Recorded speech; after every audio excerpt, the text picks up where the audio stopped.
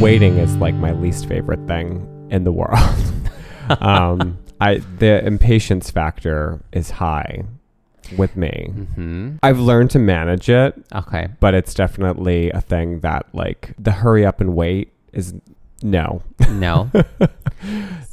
I like to be able to like hit a sweet spot, let magic happen. Oh, you get there and then the thing is happening. Like I hate to like get there and have like it's like the airport. It's like now I will say this, I time trains that way so that I can just like walk up. Oh yeah. And it's there and I get on and that's right, that. like that harrowing morning that we ran to the train after a night of ginger brandy. Ginger brandy. Which, welcome to the stage, ginger brandy. Yeah, that was great. Like waiting for bagel sandwiches. And trying not to running throw up to the train, on the getting onto the train, trying not to throw up. That was a sweet spot moment for us. That was. I think I have no waiting involved. Evolved in my sort of feeling on waiting. In my older years, I'm like, well, this is what it is. You know, traffic is traffic. Yep. The wait at the checkout line is what it is. Yeah. You know what I mean? Yeah. I do have to say, once at a movie theater, I was with my mom. We were seeing Little Women. We wanted popcorn and drinks, and the line was horrendous.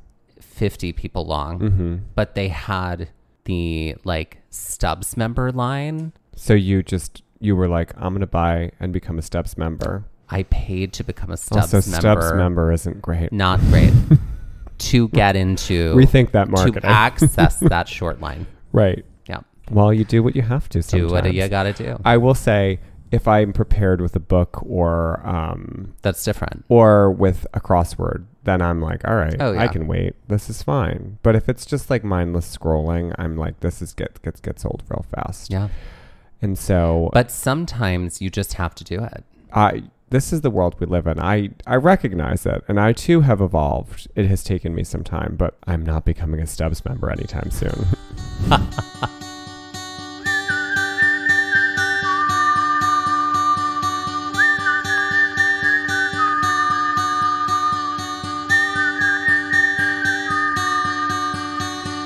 Looking for adventure, I want to follow on the trail, or get a little lost and let the wind fill my sails. Get up when the stars still fill the sky, don't wake the sun. There's so much to be done, and the day has just begun. Go where the postcards are real, you can feel, you can open your eyes and open your heart when you gaze at the national park. At the national park. At the national park. Follow you, I'll follow you there.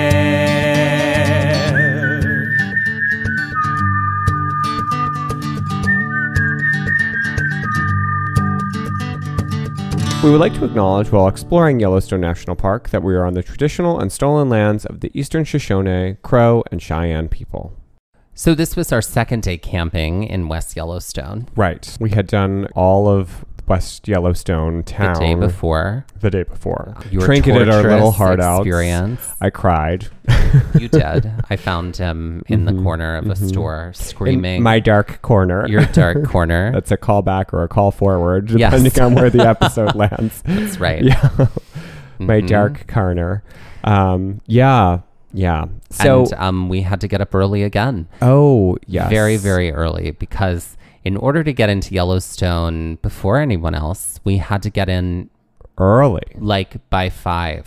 Yeah, so it wasn't as bad as what we'll explain later, which was our glacier adventures, but it was still very early. Very we had early. Just come off of a week of very early glacier adventures. And the other thing about Yellowstone in particular that we were told was that everyone does it early in Yellowstone because they know how busy it gets.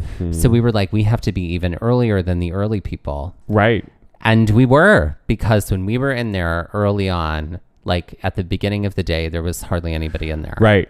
Early and often, folks. It works. Early. So, but this was also when we crafted the mega sleeping bag. That's right. We were a little unprepared for how cold Yellowstone was going to be at night. I think we both sort of overlooked that fact because we were checking the weather in Glacier, assuming that would be our coldest destination in the evenings. And surprise, little did we know. So we had to basically join our sleeping bags together like Wonder Twins, and our powers activated into a fart-filled bag. Right? That's right. I mean, we were eating dehydrated food, so it had to come out somehow. That's true. If that geothermal camera would have been there, it would have just been like puff, puff, puff, puff. Exactly, puff. exactly. Right.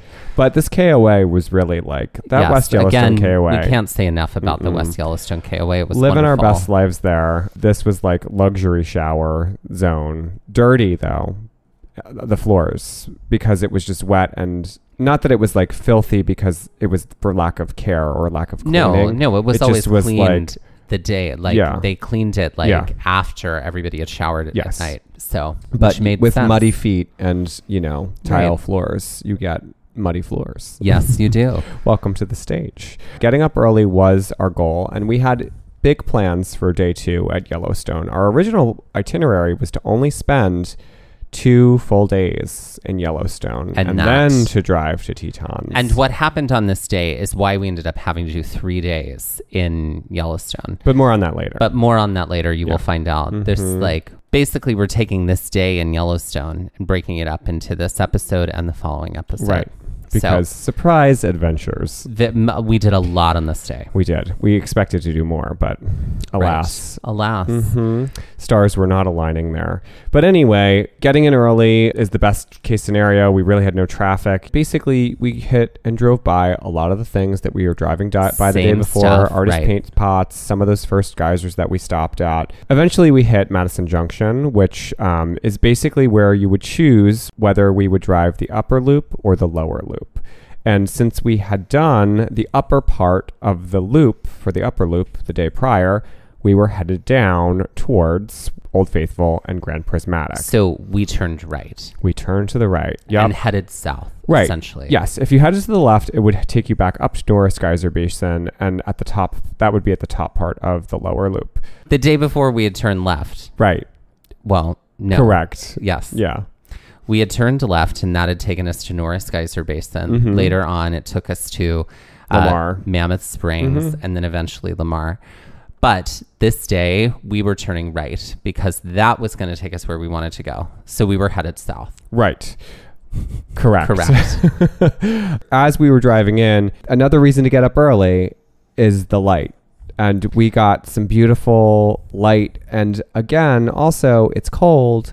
So we also get this beautiful, unearthly geyser steam rising everywhere. Like we could not believe our eyes. Right in front of us. Correct. As we were driving south. Right. That's like an English language problem I have, actually. Anyway. So more on that on my grammar podcast. Called Grammar Corner. Okay. It's a companion to my dark corner. Right, exactly. Right, exactly. We're in the middle of July at this point, like squarely in the middle of July, but it is freezing. It is in the morning, it is freezing. 40 degrees, freezing. We're in full tights. We have wool caps on. We have sweatshirts. We are the whole nine bundled up. Layers. That's how we and were we dressed. had to buy extra sweats coming in on our way down from Glacier. So we definitely were embracing our warm weather gear here. Right. The little we had. That is something that adds to the steam and the kind of like... And it adds to the views. It adds to the ambiance. It adds to the whole experience. It adds to the ambiance. It does. We, as we're driving, see signs for Firehole Canyon. This is a one-way driving loop road. We didn't do this, which we probably could have, but I think from what I've researched, doing it early is sort of the best thing to do because this is one of 2 like main swimming hole areas in the park. So it sort of gets packed out. I didn't even know about this. We saw a few cars dip that way, but again, we were kind of early, so there weren't that many cars on the road at this point. I'm sure when we were coming out, it would have been incredibly mobbed just based off of how crowded the park gets. So I don't think people were swimming at this time of the day, but definitely at least driving it for its scenic potential for sure. The other thing thing that we were thinking about at this time was if there were things we wanted to stop at, we probably should do it right then because we were there and nobody was there. Exactly. Which is what brought us to the lower and midway geyser basins. Right. And the fountain paint pots that are there as well. Yes. So all of those things are in the same area. Right. My little paint pot. And there's your song. I know. Yep. I heard that song so many times. So this was when we get off and get out at basically what is the fountain paint pot area. This is essentially a half-mile walk. And it's totally well worth it. We get to see a ton of geothermal features as we are walking this, full of steam plumes and some gurgling geysers, which, is our favorite thing.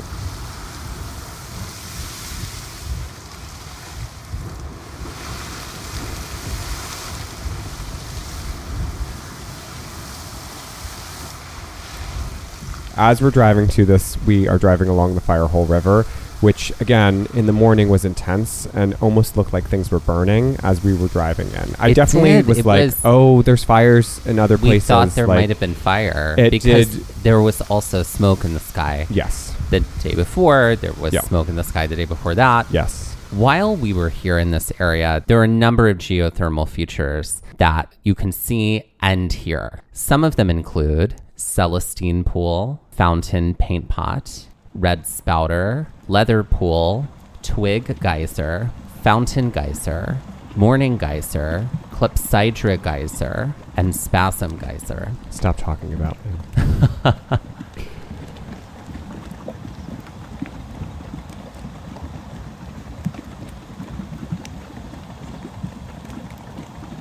This was definitely the both of us living our boardwalk dreams. I mean, you more than me, because I know you live for boardwalks. I do. I've mentioned this before. I love boardwalks. And also not generally speaking, love them. Also not having to put on hiking boots yet.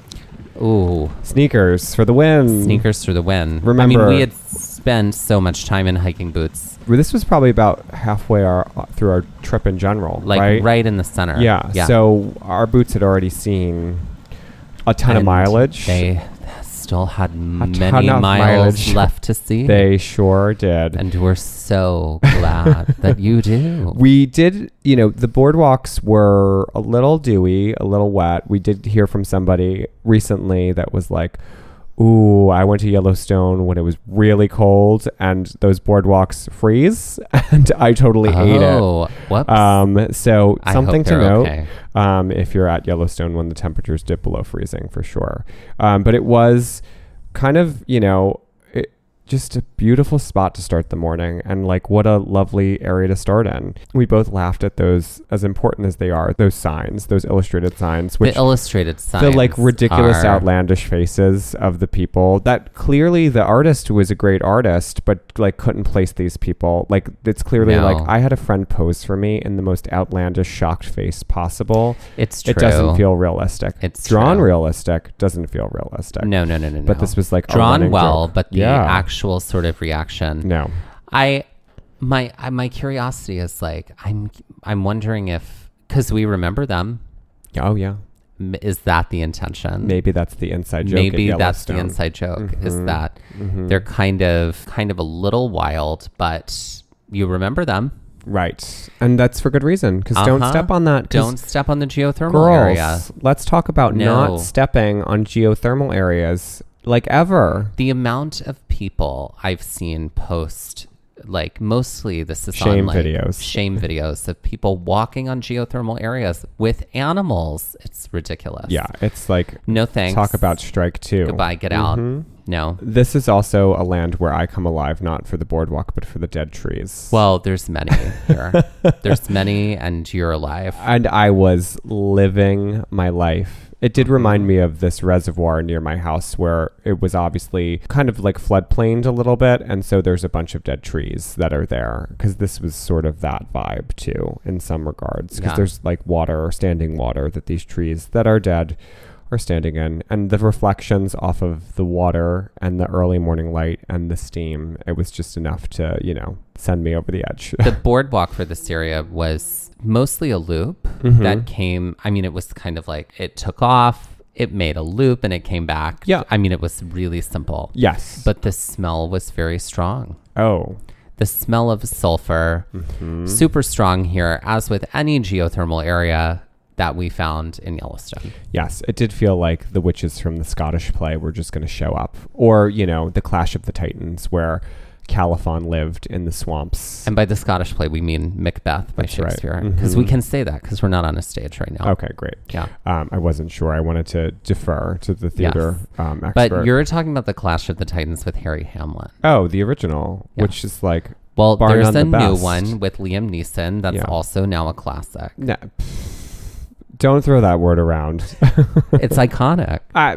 No, I don't know about that either. It is either. high quality. No. It's I think you probably are confusing it with the Harry Hamlin version. Maggie Smith is in it. I thought it was stunning.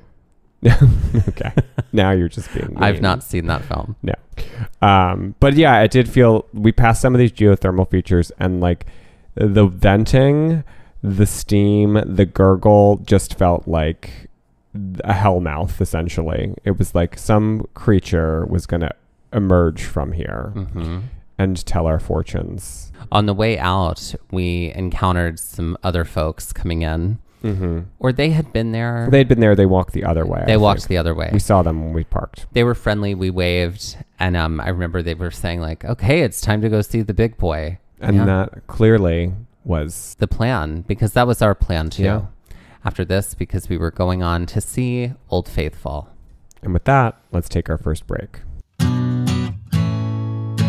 Okay, so we're playing a new game. Yeah, this is one we came up with on the trails. And yes, and we played it the whole time during this trip. We did. But it's called Walk Run. Yes, or walk so blank could run. Right. It can work in either direction. Yep. So what walked so that this thing could run, or this thing walked so that what could run? Right. So for example, Madonna walked so Britney Spears could run. Sure, we could say that. Or that Ariana Grande could run, or that Lady Gaga could run. Exactly. There could be multiple answers for the multiple run category. answers. Yep. Right. All right. Okay. So I've got one for you. Great. Thelma and Louise, the film, walked so that blank could run. Barb and Star go to Vista Del Mar. Really? No, because I hate that film and I don't understand people who enjoy it. No, I didn't really like it No, it was dumb. It was like not dumb funny though. It was just dumb. We are dividing the gay community right now with these commentary. Okay. I'll give you a real one. Sorry. What's your answer? What is your answer? What is your answer? So Baby Mama could run. Oh. I'm just thinking of female buddy comedies. Great. So Sunshine Cleaning could run. That is not a female buddy comedy. That is like dark.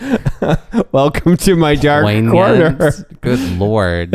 Sunshine Cleaning. I haven't heard anybody say that since I was like in a scene study class in college. Somebody was like, I have to leave early. I have tickets to see Sunshine Cleaning. My dark corner. I think I would say that Thelma and Louise walked so that Romeo and Michelle could run. Okay. I'll take that. That's my feeling. That's fair. But yeah. Not Sunshine Cleaning. All right. Lord. Okay. What about you? Dunkaroos walked so blank could run. Oh, no. I'm going in the other direction. Okay, great. No. Fun Dip walked so that Dunkaroos could run. I love that. That's actually very true. I feel like Dunkaroos walked so that Hummus and Pita could run, because I don't remember that as a child. I don't feel like Hummus and Pita. Hummus and Pita. I really don't think we got hummus and pita from our lives of like I'm going to give you another answer, and you can cut this out. But good Lord, no, I'm leaving it in so that everyone knows. No, you're cutting it out. No, hummus and pita. You said hummus and pita. I'm tired.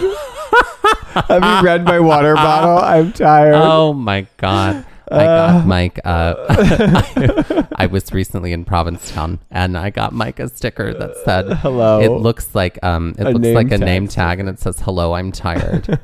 Okay, so what would be your other answer? Oh my gosh! No, I'm gonna give you a brand new one. Fondue. Fondue. I guess so. Dunkaroos walked so that fondue. No, I restaurants think it needs could run. to be so melting pot could run. So melting pot could run. Yeah. Okay, so Dunkaroos walked so that Chromatica Oreos could run. So Donna Chromatica could run. Donna Chromatica. Yeah, come on. Donna Chromatica. Donna Chromatica. Mm-hmm. Yeah. Her name is Donna Chromatica. Donna Chromatica. Right. I feel like Dunkaroos was like a gateway into those. I don't think they exist anymore. So maybe they were the first thing. I feel like those cheese sticks. You know what I mean? They were like those it was existed before Dunkaroos. Yeah, I think Dunkaroos ran because of those cheese sticks. Those little the sticks of breadsticks the that had the nasty ass cheese. That cheese was disgusting. It was foul. But did we all eat it? We did. We did.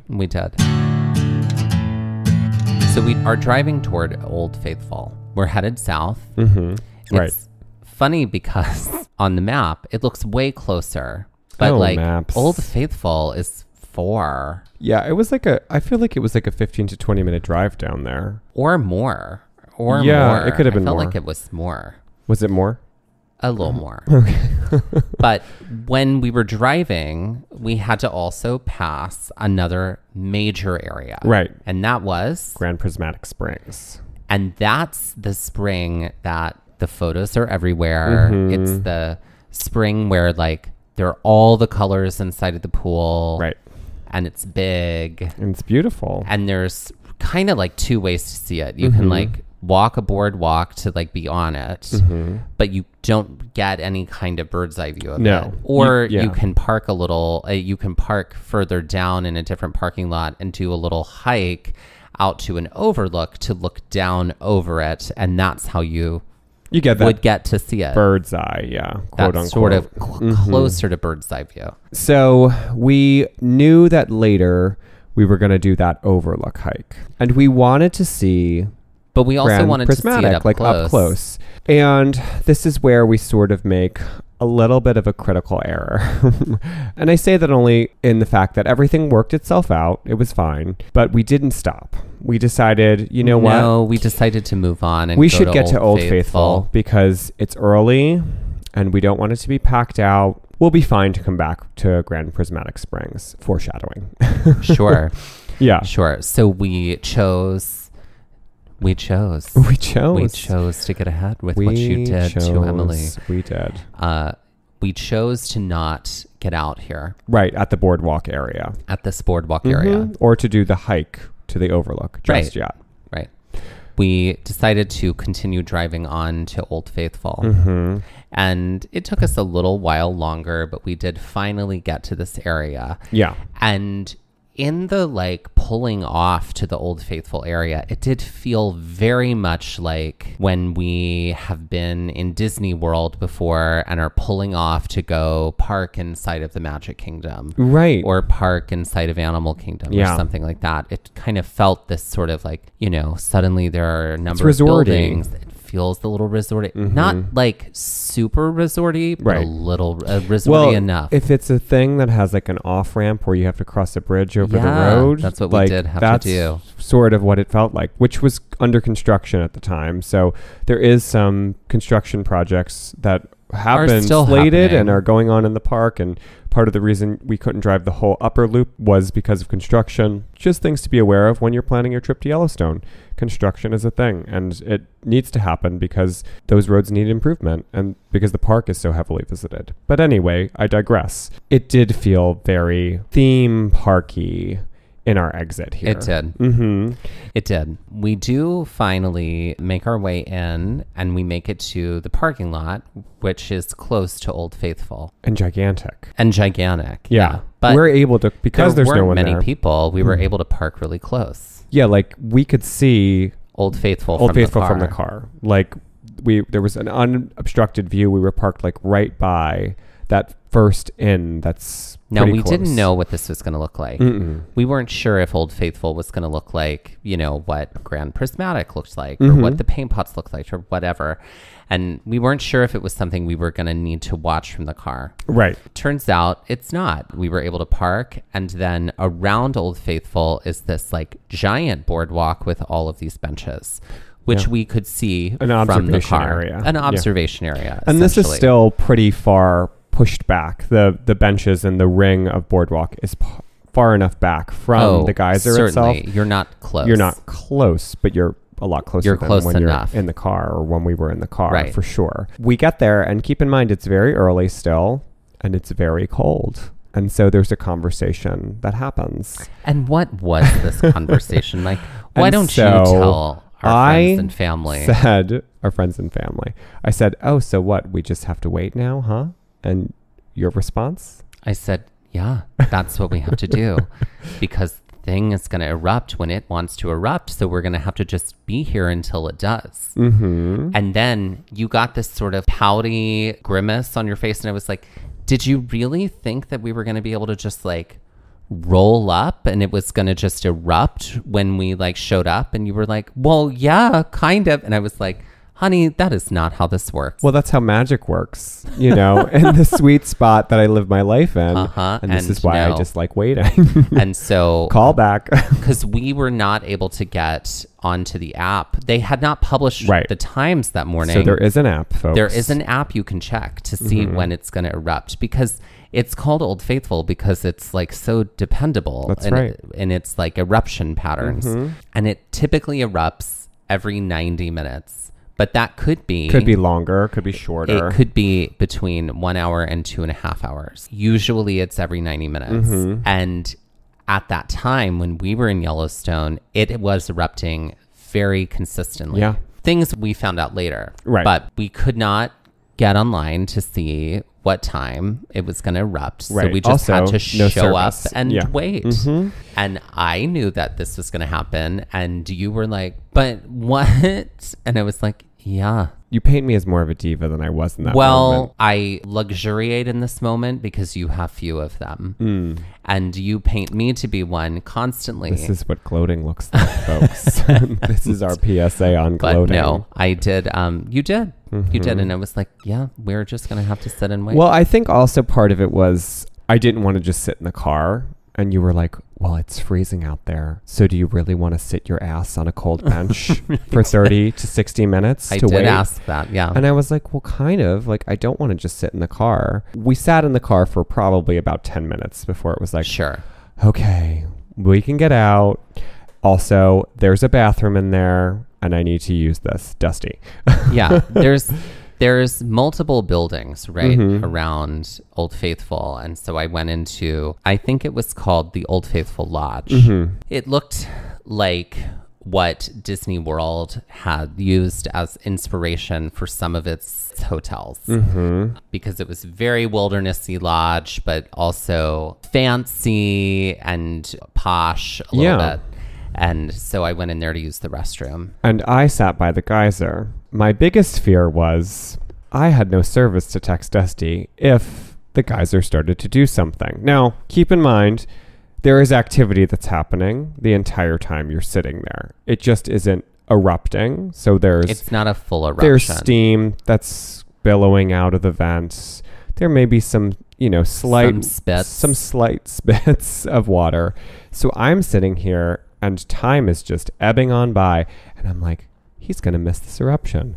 I'm going to sit here. It's going to happen. He's going to be in the bathroom. And then I'm going to have to sit here for another 90 minutes. And I went into oh, God damn it. Can I tell you, I knew that was going through your mind at the time, which is why I was taking my time. And you were looking at the gift shop too. The gift shop was closed. You were looking through the windows of the gift shop. I was looking through the windows exactly. in the gift shop. So this was definitely when you did come out, and I was like, thank God. Dusty was like, oh, you really should go in. Once this erupts, let's go back in. Also, I'll probably need to use the bathroom again. So we'll kind of we'll meander our way back into the lodge so you can kind of take a peek. The wait actually wasn't too bad from that point. I think we sat for probably about another 15 to 20 minutes. Yeah. It was not crowded at all. This was actually kind of the best because it was a very small crowd. Eventually what happens is we start to see that things are becoming more active with the geyser. There's more spits. Stuff is starting to bubble up a little bit more, get a little higher, and then kaboom.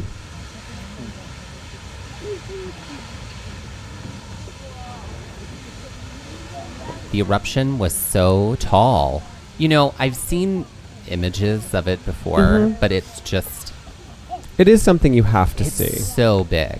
It is. And it was, it's definitely worth stopping and seeing upon going to Yellowstone. Yes. With that being said, it was one of the strangest things I think I've done in a national park.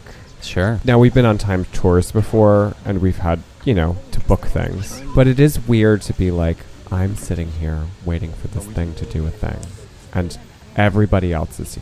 It was cool. I'm not denying that. And it's majestic. When that happened, yes, I got a couple of pictures. And yes, I got some video of it. And then I put the phone away and put it in my pocket and just sat and watched it.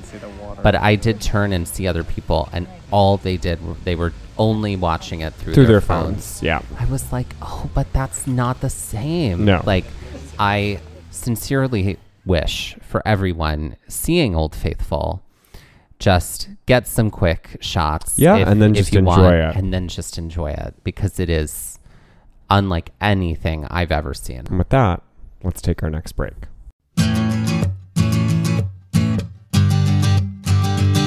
Ladies and gentlemen, please welcome to the stage Joan Jett Boyle.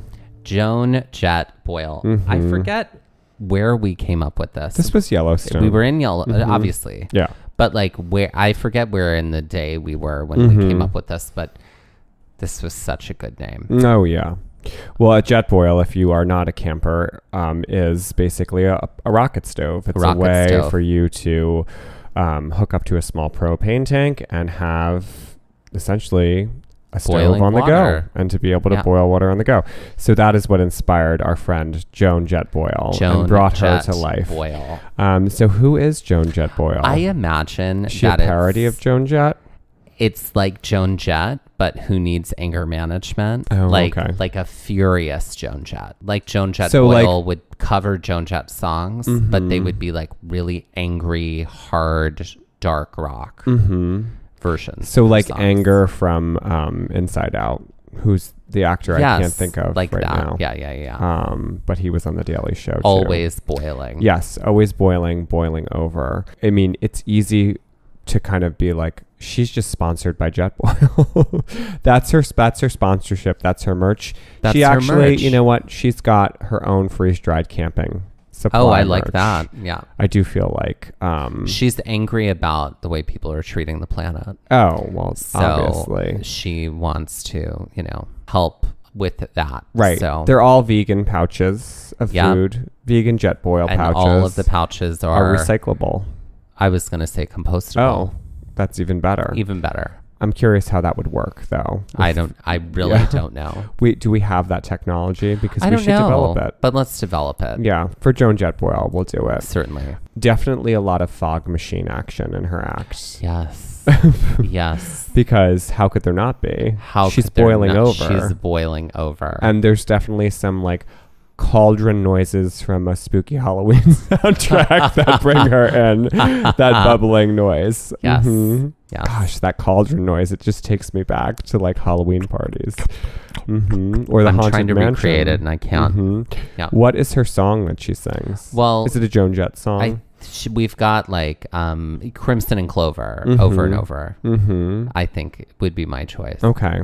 Because a lot of people, when they say Joan Jett, are the only song they can name is "I Love Rock and Roll." But Crimson and Clover is my favorite. Okay. Oh, I do feel like Cherry Bomb would be good. Oh for yeah. Her. Cherry Bomb would be a good one. That would be great. Boyle. I think that might be better. Yeah. It's a little angrier. Cherry Bomb. That one. Exactly. So, ladies and gentlemen, please welcome to the stage Joan Jett Boyle. So what's great about the Old Faithful area is that Old Faithful is not the only thing to see there. No. There are so many other things, natural features to see in this area. Naturally. Which is considered to be the Upper Geyser Basin. Also, newsflash, do not skip this. Oh, God, it was awesome. Yes. This was one of my favorite walks we did in Yellowstone National Park. And I do feel like a lot of people do skip this. Yeah, I saw a lot of people coming to see Old Faithful. They turn right around and get in their car. The others are just not as impressive. And I'm like, it's not about that. It's Size not, doesn't matter. No, it doesn't. It's not about comparing them. It's just about look at all of these cool things that you don't get in your backyard wherever you live. Right. And they're all here and they're all different. And so like Old Faithful is just one of them. Right, exactly. There are thousands of them. Right. And so right here next to Old Faithful, there are hundreds of them. Right. At least a smattering. I don't know if it's a full 100, but I yes. don't know. Somebody was getting someone. I can't possibly. Anyway, when we do leave the Old Faithful area, we basically walk right to a trail, which is more boardwalk. What a surprise. We're in love. Boardwalk. Right. But there is a path up to an observation point that you can basically climb and see Old Faithful from above. We did not do this. No. Mostly because it was early morning. We'd walked some. We knew we were walking later. And we had a long hiking day the day before. We had a long hiking day, and we said no. Yeah. We didn't want to take that incline. We did have someone ask us later if we did that, and we were like, no. And they're like, well, it's really cool if you get a chance. So whatever. We continued on.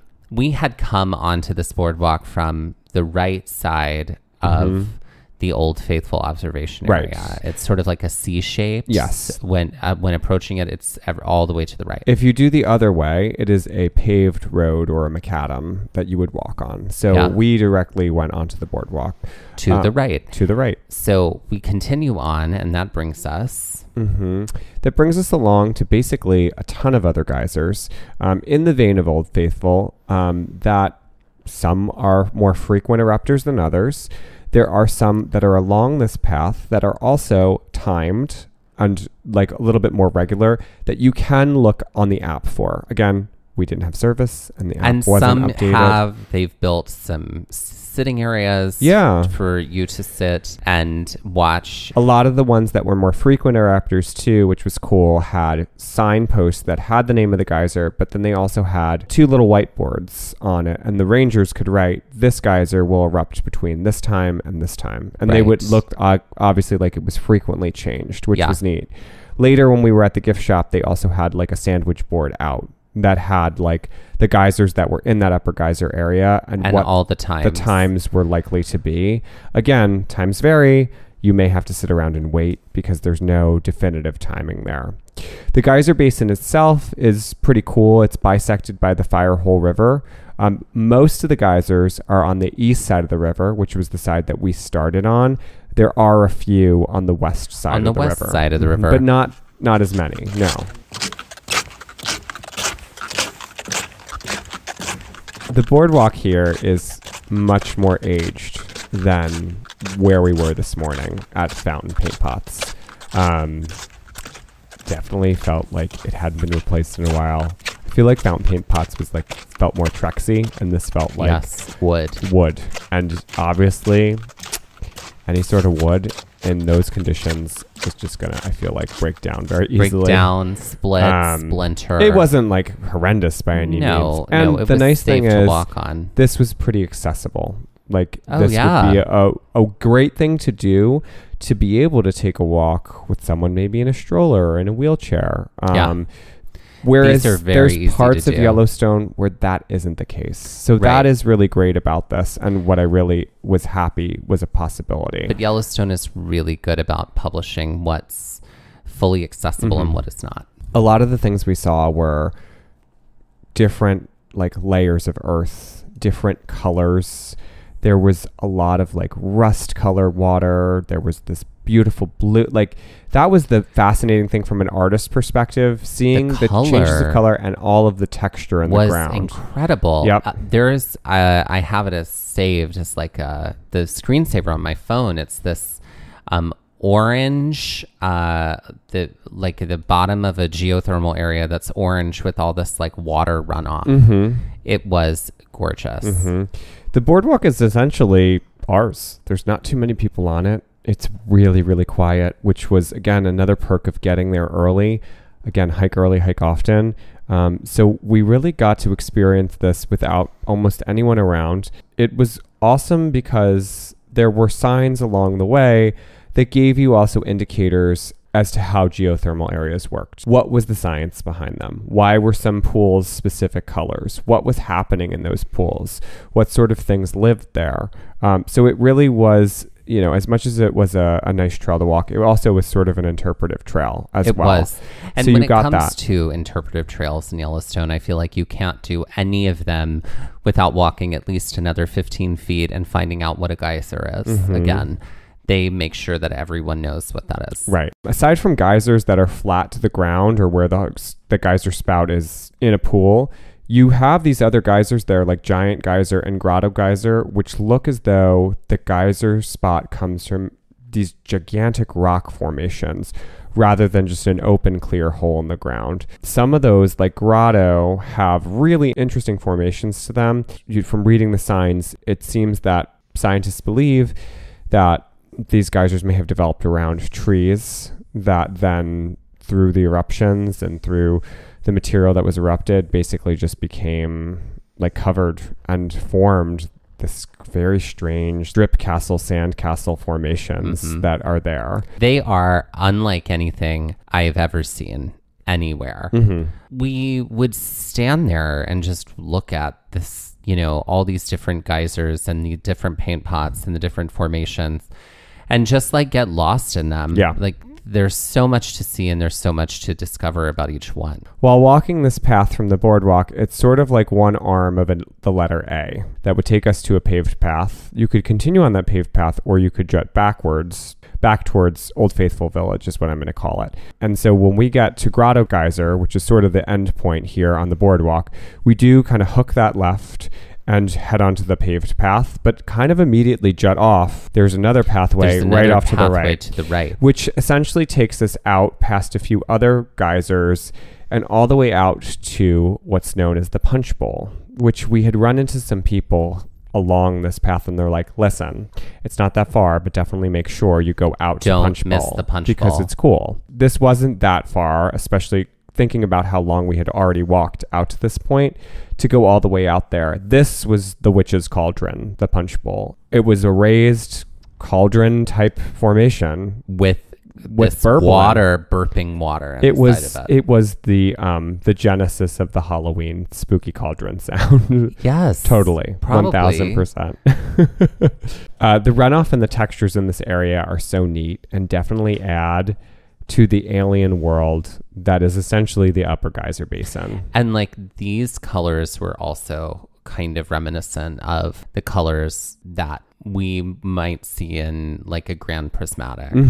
Yep, that we would see in a Grand Prismatic. Yeah, it's true. We do hit some other hikers as we head back towards that paved pathway, and we definitely tell them to also make sure to go out to the Punch Bowl. That puts us back on the segment of the paved path, which is the other arm of the letter A that's going to take us back to Old Faithful Village. It's a little more active at this time of day. There's some more people on it. It seems like a lot of people probably, if they're staying at the inn, would probably walk this, I feel like. Well, also, it's getting closer to like 9 a.m. at this point. Yep. Because we had seen Old Faithful at 7:30. Yeah. That was our timing. And so we were getting a little closer to 9 a.m. Yep. And as we were walking, I forget who said it to whom, but one of us said like, oh, wouldn't it be so funny if like by the time we got back, it erupted again? Foreshadowing. Right. We do keep walking. We're able to see the Old Faithful Inn, which we didn't get a chance to explore, but it's neat just to see the architecture from the outside. We didn't get a chance to go in it. Yeah. It is a National Historic Landmark. It's probably worth ducking into if you have the opportunity while you're there. And we passed Castle Geyser on the way back. This is gigantic and one of the few geothermal features on this side of the river. The cool thing about it is many of the predictable geysers, like I was saying earlier, have these whiteboards. But Castle Geyser's whiteboard read this, and this was from the Ragers. Quote, Castle Geyser is going through some changes. While we wait to see patterns in its new behavior, it will be less predictable, end quote. So that was kind of a nice note, just so you weren't waiting, especially if you were expecting that. And again, some geysers might not erupt for years. Might not erupt for years. Pattern, and sometimes it's a surprise when they do. Some erupt every 5 minutes. Right. Some are just constantly erupting. Be sure to check out the app when you get a chance. It wasn't on the NPS app proper at the time we were there, right? No, it's on the Yellowstone app. Right. I don't know if that's going to migrate over. I think the plan is for it to do that. So as Dusty said, we did mention, wouldn't it be neat if, we saw the geyser erupt again, if we saw Old Faithful. And as we're getting closer, we notice there are a ton of people at Old Faithful. At least now it is 2 times as many people as we saw. Crowded. We are pretty close at this point, and lo and behold, ta-da! Off it goes again. Eruption, like right at 9 o'clock. Yeah. What's so funny is that it erupts on the hour or on the half hour. Or it was when we were there. Right. Like right at 7:30, right at 9 o'clock. Right. So timely. Timely. Delicate. And, that was extraordinary to see it from this perspective. This right. time. We were at a totally different side. And it was just neat to... That's the magic I was looking for earlier. That's when you just walk upon it. We just walk upon it and there it is. So that's what I hope for in life. Yeah. Just that sort of magic. I know you do. Because you are romantic at heart at all times. Dark and romantic. That's true. We do get a chance to duck into the visitor center. Well, let's talk about this We have to beat the stampede. We did want to go. Right. And we were like, we have to go now. Right. We have to go now or else while people are distracted. It started to die down, and then everyone else also said, oh, we need to go now because this thing opened at 9 a.m. Mm-hmm. So we were sprinting to get inside. We did. We got inside with like the 100 other people, then soon became like 500 people behind us in line. Right. But yeah, we got in and we walked around the gift shop there. And also walked around the museum there. Very quickly. Because we had big plans for the rest of our day. And also there were a lot of people in there. So we didn't want to be inside for too long. After scoping things out, getting what we needed, we headed off to the rest of our big and unexpected adventure for that day at Yellowstone National Park.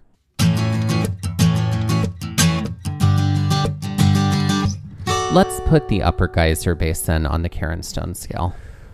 I'm going to say it is a 3 because while it's mostly flat, it was an unexpectedly long walk. And I do think there is definitely some, not taxing, but it's just longer than I thought it would be. What would you give it? I'm also going to give it a 3 because not for being physically taxing at all.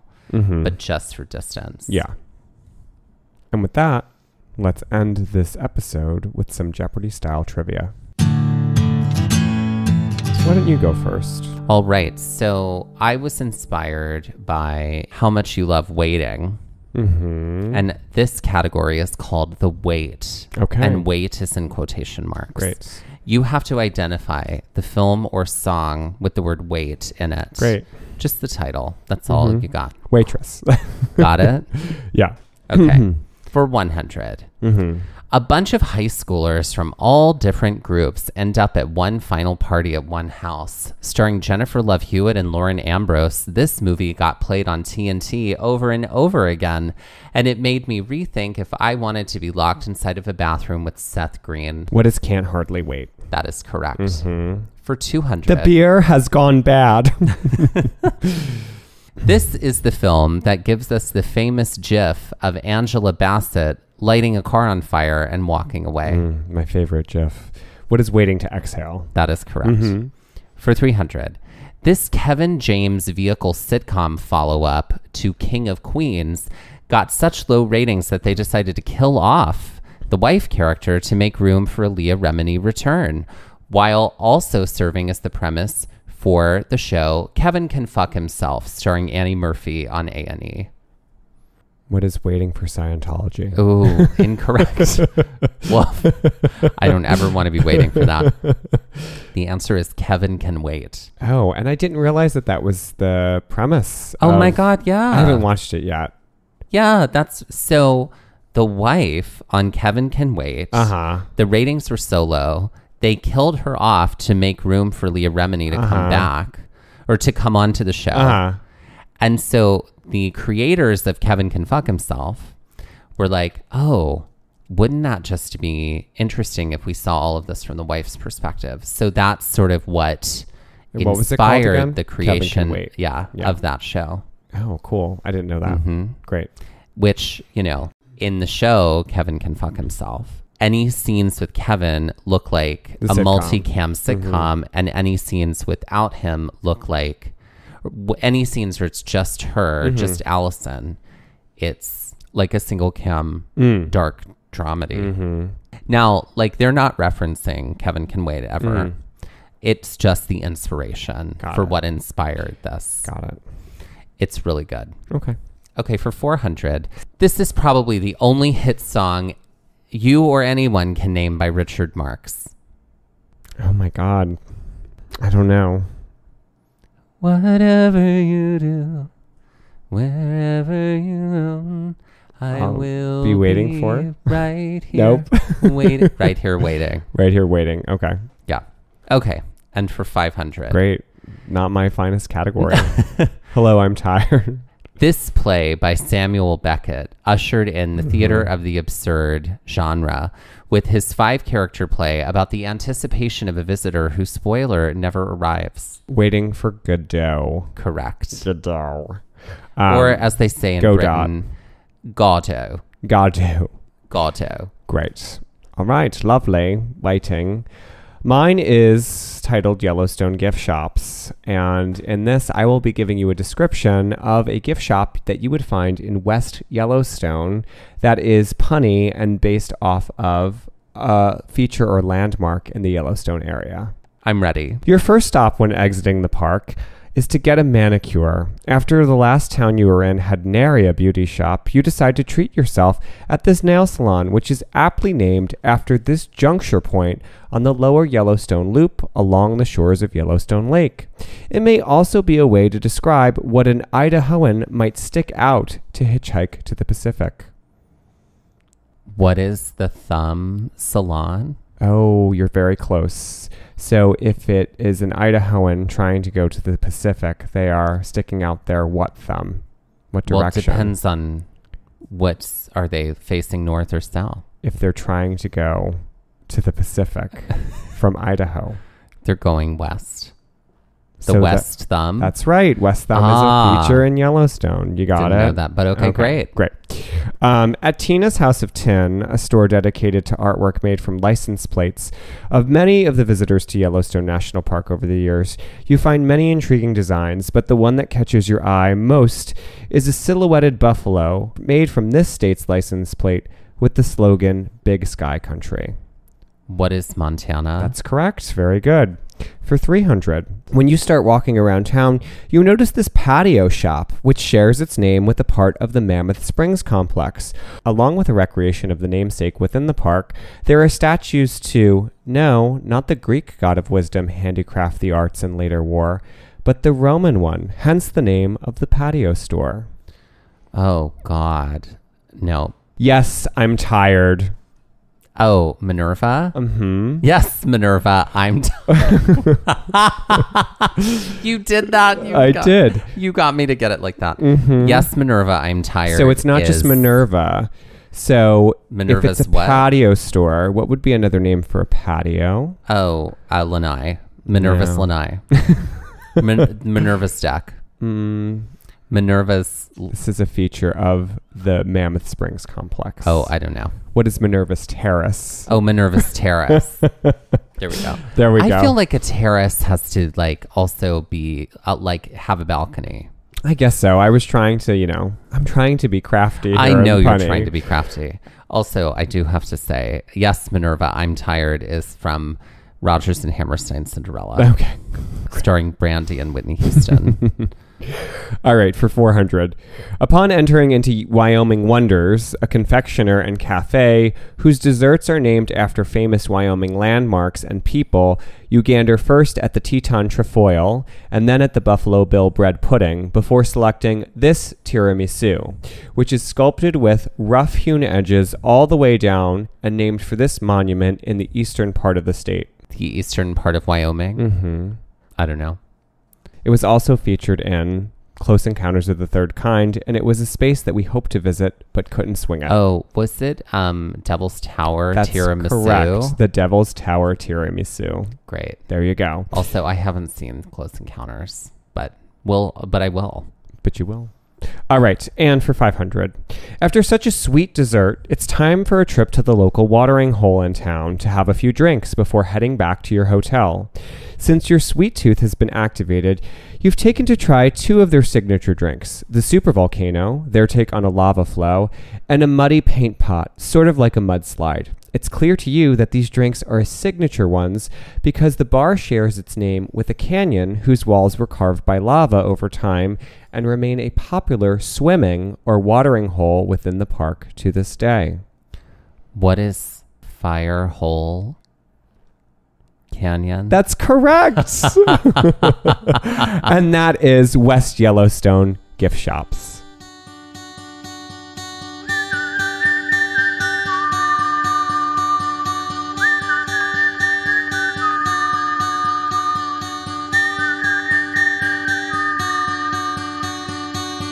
This has been Gaze at the National Parks, the podcast, and we're here to remind you to hike early and hike often, and that adventure is always out there.